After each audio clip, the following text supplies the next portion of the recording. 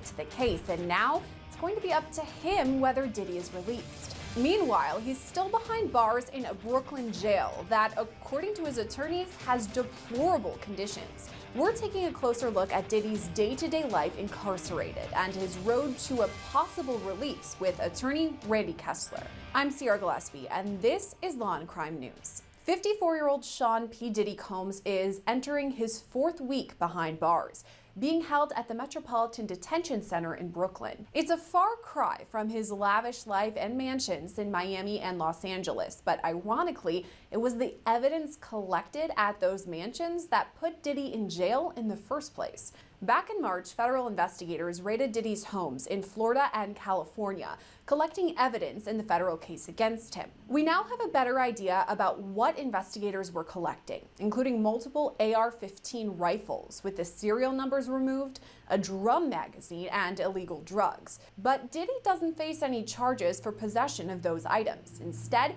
it was the electronic evidence that led to Diddy's charges. On September 16th, he was indicted by a federal grand jury on charges of racketeering conspiracy, sex trafficking by force, fraud, or coercion, and transportation to engage in prostitution. A main topic discussed in this indictment was freak-offs, described as elaborate and produced sex performances that Combs arranged, directed, masturbated during, and often electronically recorded. And the government alleges these freak-offs were not consensual. The indictment lays out a pattern of abuse that Diddy would often. If you want to learn how to edit really well from professional Hollywood editors, we're going to show you the stuff that nobody else is teaching. Follow. Drugging or forcing the victims to drink alcohol that was oftentimes laced with something, sexually assaulting these victims, and then forcing them to have sex with a prostitute. Now, the feds say they have evidence of these freak-offs because Diddy often recorded them. Investigators apparently have dozens of freak-off videos and collected more than 100 cell phones, laptops, cloud storage accounts. That man was a very disturbed soul. He been doing this shit for decades, nigga. 3 decades. Since Biggie now. Ain't nobody said shit till now. Everybody really knew about him though. They knew what type of nigga. Look at, he got fucking crazy eye. Look at that fucking crazy eye, boy. But everybody knew about the freak-offs in the industry, and it was something that motherfuckers was taking a part of. They wasn't trying to. If it wasn't for Cassie, this nigga would be in Miami fucking up some shit right now. You know, it take a man to say something. Everybody knew, but nobody said nothing. That's crazy. And storage devices. They allege Diddy used the sensitive, embarrassing, and incriminating recordings that he made during the freak-offs as collateral to ensure the continued obedience and silence of the victims. So these same recordings that were once used to keep victims quiet are now being used to prosecute Diddy in a sex trafficking scheme that goes back decades. The allegations against Diddy go back a while too, with survivors reporting abuse as far back as 1991. Last November, Cassandra Ventura, Diddy's ex, filed civil suit against him, citing years of emotional, physical, and sexual abuse during their relationship. Cassie mentioned the freak-offs, saying Diddy recorded them and used them to keep her quiet. After that, a dozen more civil suits were filed against Diddy, and they all followed the same pattern, alleging he drugged the victims, assaulted them, and recorded it. These lawsuits paved the way for Diddy's indictment and arrest, and there's actually more on the way. Weeks after Diddy's arrest, Houston-based attorney Tony Busby revealed he's planning to file 120 new civil lawsuits against Diddy with even more shocking allegations. These lawsuits will apparently include allegations of child sex abuse too. In one case, a kid as young as 9 years old. The lawsuits are also expected to reveal at least one high-profile name that was involved in Diddy's scheme and participated in the freak-offs. But for now, Diddy remains the only one charged in the case, and that's what led him to MDC in Brooklyn. If you're watching this video, you're a fan of Law and Crime, and I know that means you're all go-getters. Some of you may even be starting your own business or a new side hustle.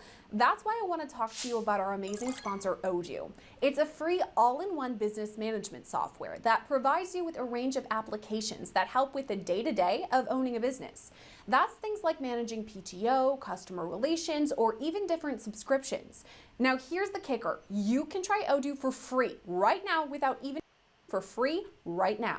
After Diddy's arrest, he pleaded not guilty and immediately requested bail. His legal team offered a pretty sizable bail package too, saying that Diddy would put up $50 million for his release. This would have been co-signed by Diddy, his sister, his mom, his 3 adult sons, and the mothers of 2 of his children. The defense also suggested Diddy would have major restrictions on travel, a GPS monitor, and even limitations on female visitors. This was presented to Judge Andrew L. Carter, who denied Diddy's bid for release. He argued the bail package was insufficient to guarantee the safety of the community or to maintain the integrity of the case. Before that, Magistrate Judge Robin Tarnowski also denied Diddy bail, highlighting his apparent anger issues and history of substance abuse. She also voiced concern about a danger to the community or witness tampering should Diddy be released. But just this week, Judge Arun Subramanian was assigned to Diddy's case. Subramanian was nominated by President Joe Biden in 2022 and took the bench in 2023.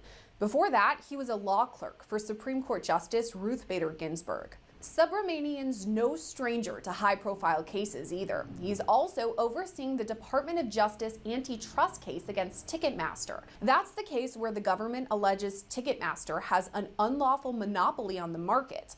That really came to light after the site crashed in 2022 when Taylor Swift fans rushed to get concert tickets. But back to P. Diddy. His team will make a 3rd bid for release, this time to generate sampler. All right, so let's see what happens. to Judge Subramanian. In the meantime, he's still behind bars at MDC Brooklyn, and according to Diddy's legal team, the jail is notoriously dangerous and rundown. Diddy's attorney, Mark Agnifilo, argues there are major issues with the jail, citing violence, poor conditions, overcrowding, and even staffing issues. He also cited some startling statistics. 2 inmates have been killed at MDC since June, and at least 4 inmates have died by suicide over the past 3 years. On top of that, 6 staff members have been charged with crimes over the past 5 years. When Diddy was first arrested, he was placed on suicide watch, which according to the DOJ's National Institute of Corrections is, quote, supervisory precautions taken for suicidal inmates that require frequent observation. Diddy's since been taken off suicide watch, but is still being housed in a protective care unit, actually the same one as Sam Bankman-Fried. Bankman-Fried was convicted of fraud and money laundering last November after the collapse of his cryptocurrency exchange, FTX. They're both in a separate section of MDC. That's a unit for inmates who require special protection. That's people like Diddy or Bankman-Fried who are high-profile inmates, but it also cares for other inmates who need protection as they assist in ongoing investigations in open cases. Now, according to some reports, Diddy has a few privileges that other inmates lack, including access to daily showers and slightly better food. In his nearly month-long stay at MDC, Diddy has had phone conversations with his children and even an in-person visit from his family. To take a deeper dive into Diddy's life behind bars and the likelihood that he'll soon be released, we're sitting down with attorney Randy Kessler. I mean, P. Diddy has been in the spotlight for decades. He's soon to be released. I don't know. obviously got a pretty big bank account, living in mansions in multiple cities, and that's what he's used to. And all of a sudden, he's in a prison that's being described as deplorable. I mean, just that unto itself, is that a major change? Of course, you know, the bigger they come, the harder they fall. Hell yeah. I sort of think that's what the prurient interest of the public is. You know, jail is terrible for anybody, but for someone who's used to having people wait on them hand and foot and never stands in line and always, you know, gets front row and gets the best table and gets to have the exact opposite, what a life-changing moment. I mean, it's just incredible. And, you know, it brings into context our whole system of innocent till proven guilty. Why is he not being given bond? And, you know, we could debate that all day long. Of all people... Because the nigga on video. They raided his crib and got video from his Miami and his Los Angeles homes. You got over 120 new allegations. He a menace to society. He a flight risk, and he gonna tamper with the witnesses. He tried to blow Kid Cudi ass up. He blew his car up because he was dating Cassie. Diddy a crazy motherfucker, man. That's unlikely to flee or get away. Well, he's got the resources to flee, but he's so recognizable. And isn't he innocent until proven guilty? Well, yeah, but we have to recognize there are degrees of innocent until proven guilty. When you have this much evidence and so much stuff out there, does that affect the judge's decision whether to grant bond or not? And you can't think as a human being the judge isn't thinking that some people are more likely to be guilty than others. But the system says you're innocent until proven guilty, and it's sort of a shame that he's in jail. And what if he's vindicated? What if he's acquitted? Then how do you ever give him back those few months of incarceration? Just a lot of things going on here. Let's talk about that bail because it was denied twice. So Diddy has been in jail for almost a month now at this point, 3 to 4 weeks. That's quite a long time and quite a far cry from what he's used to. But that bail denial, both of the judges mentioned that he has some major resources, that he could flee because he has the money, access to private jets, things like that.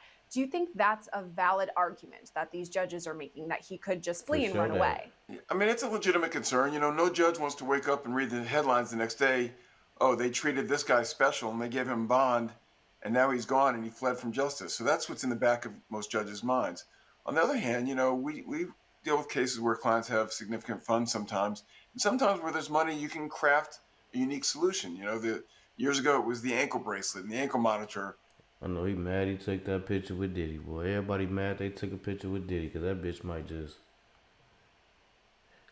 your name being associated, tied in with this nigga name, it could tarnish your fucking career. It could definitely be some agents and some supervisors and whatnot of companies, and they just blacklist you just because you took a picture with them. Shit. They say you only as good as the company you keep. If you with the diddler, your ass a fiddler. You hear me? For sure that you know that. That if you had money to afford $250 a month for the process and the technical details, you could do that. And I can't imagine there wasn't some extreme, unique situation where they could pay for private security guards to monitor, to report. It's just interesting to me that with all the money he has and all the resources he has, they couldn't craft some solution that lets him be under some form of house arrest. And again, it sounds like special treatment, but the truth of the matter is to incarcerate somebody like him is expensive to all of us. We're taxpayers, and he's got to have unique situations. You can't put him in general population where, everyone wants a piece of him and everyone wants to be his friend and everyone. So maybe some solution where his money could help us craft. He could build his separate jail. Eve Online on Mac immerses you in a universe with thousands of star systems like never. Cell, and we could keep him there. Just interesting to me that they sort of said, nope, you're going to be treated not like everybody else, but a lot like everybody else. Having money doesn't do it. So I wouldn't want to be those judges. There's sort of a no-win situation for the judge. And it sounds like they're erring on the side of caution. We're going to do what we would do for anybody else, which is keep him incarcerated for fear he flees. And then it's on us. This guilty person or this potentially guilty person gets to go on and live their life because the judge let them have bond. It flips from he's the bad person to now the judge made a mistake. That's what judges don't want. Just to play devil's advocate for a second, if we're going back in the timeline of Diddy, there were federal raids performed on his home back in March. So obviously he knew about it then. He could infer, okay, they're going to investigate something. And speaking with his legal team, he again could infer charges could be coming down the line. So if Diddy was going to run, he had all the time in the world, 6 months between those raids and then when he was indicted, to run. Is that something that his defense could highlight and say, hey, he could have left but didn't? I think you should practice law because that's an excellent argument.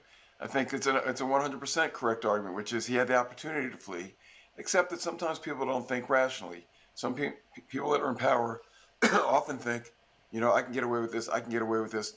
And then when they finally realize they can't get away with it is when they try to look at other options. So yes, it's a good argument that he had all the time in the world to try to get away. If he knew this was coming, he should have seen it, and he didn't run.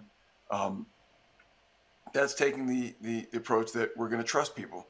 And unfortunately, not everybody trusts people, and he's going to be locked up until they decide on whether he's guilty or innocent or takes a plea. But yes, that's the argument I'd be making if I was his defense lawyer. What are you afraid of? He could have left 100 times, and he didn't. And he will give you any safeguards you want, and he'll pay for the safeguards. Even though he shouldn't have to, he'll pay whatever it takes so that he doesn't have to be in jail because he's innocent right now. His defense team did bring a interesting bail package, kind of what you're talking about, a GPS monitor so that people could know where he was, a restriction on the people who could come visit him, specifically women. A lot of people were going to co-sign on this, and it was going to be $50 million. And this was denied 2 times. But now there may be a win for Diddy, potentially, that a new judge has been assigned to the case. Do you think it's possible now that this new judge reconsiders and takes the defense up on this giant bail package? Well, Sierra, anything's possible, right? But now this judge has an even harder time, I think, because the past judge locked him up, didn't let him out, and he's still there available for trial. If the new judge lets him out on bond and something goes wrong, and this isn't the analysis that I'm proud to make, right? We shouldn't be saying, well, judges are worried about their own skin and how they look if something bad happens. And maybe this new judge has a broader view and says, you know what? If he's willing to part, and again, I don't think the money's the issue. $50 million is a high bond, but it's not a question of how bad was the crime. The bond issue is, what is the likelihood that this person would avoid trial and skip town and forfeit their bond? Most people would rather go to trial than give up $100,000. But he apparently has the money and the wherewithal to say, if there's a chance I'm going to jail for the rest of my life, they can keep the $50 million. I'm going to some country where they can't extradite me. So the amount of money is really not as telling as the fact that all these other accommodations, they can't find one that secures the judge in his mind or her mind that, okay, he's not going to be able to leave town with those restrictions in place. I'm comfortable. But, at least the lawyers know what's been turned down before, and they're getting another crack at it. You never know. So we talked about the potential for bail, and we'll see if this new judge actually allows that. But for now, Diddy is behind bars at MDC, this Metropolitan Detention Center in Brooklyn. And his team has brought up some concerns about this place. I mean, by all accounts, it's not a great place to be, not that any jail is, but the conditions sound a little bit worse than maybe other jails out there. Do you think if he isn't granted bail, his team could still say, hey, let's transfer him to a new one ahead of the trial? They're going to try everything. They're going to try to transfer him. They're going to try to get him out. In a normal case where it's a high-profile person or a well-funded person, the prosecution and the judge is a little bit more concerned about a wrongful prosecution because people that are mad that they're being arrested for a crime they didn't commit can turn around and file for malicious prosecution. It sounds like there's enough evidence there that they can argue with a straight face that we had a basis to go forward, right? There's so many people coming out of the woodwork that no one's going to say that they were malicious about this. They went after him without any evidence, without any basis for it whatsoever. But certainly there are things that can be done, but the truth is every jail is bad and some jails are worse than others. And the problem, again, is if you move him, why is he getting special treatment? And maybe he's earned special treatment. Maybe what he's done, maybe he's given so much back to his fans and to the world and to charity that maybe there's a way that it plays out in the end. But again, to go into court and say this jail is bad, move him to another jail is not your first argument. That's sort of everything else failed. Judge, let me at least earn my keep and get something better for my client than this horrible place that he's in. Jail, because you need the best templates for your videos. Go to Motion Array to get unlimited, easy-to-use templates made by leading. It's not a desirable place to go. But as he's preparing for a future trial, because he has pleaded not guilty to these charges, does him being behind bars make things a bit more difficult? Because his defense can't just drop over to his house, or he can't FaceTime them with more info. It kind of adds a layer there of difficulty. Yeah, logistics are important. I mean, it's very hard to work with a client who's in jail to try to help them prepare for their own defense. You're always worried about people overhearing things. You've got to schedule it. The lawyer's got to get through the security mechanisms to get into the jail. You don't want to trust the telephone line, so you've got to be in person. Much easier to prepare your own defense. And there was a case, you may recall, the Young Thug case in Georgia, where the lawyer actually got held in contempt and put in jail. And he said, I want to be in the cell. I want to be in there with my client so we can at least be preparing together. You know, there's something about being able to talking prepare. about Brian Steele. And why should the client, the innocent until proven guilty defendant, have to prepare on the state's terms? You know, if you're going to prepare a defense, you should be able to do it where it's best for you, where it's most comfortable for you. And that is a big hiccup. And I don't know that it's an appealable issue, because you've got two competing claims. One is the right to a proper defense, but also you've got to make sure that the person doesn't escape justice. So, but certainly that's another argument the lawyers are going to make. Even if it's just a furlough, even if it's just some time out of jail for the ability to prepare his own defense, that's maybe an option they're going to come up with. Maybe there's some hybrid compromise result for the new bail hearing.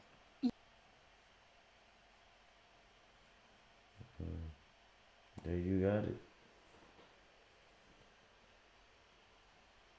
That nigga might be free. The new judge grant him bail, then he'll be free until the end of the case, until he indicted. What y'all think? He ain't run, but that don't mean he ain't guilty. We'll see.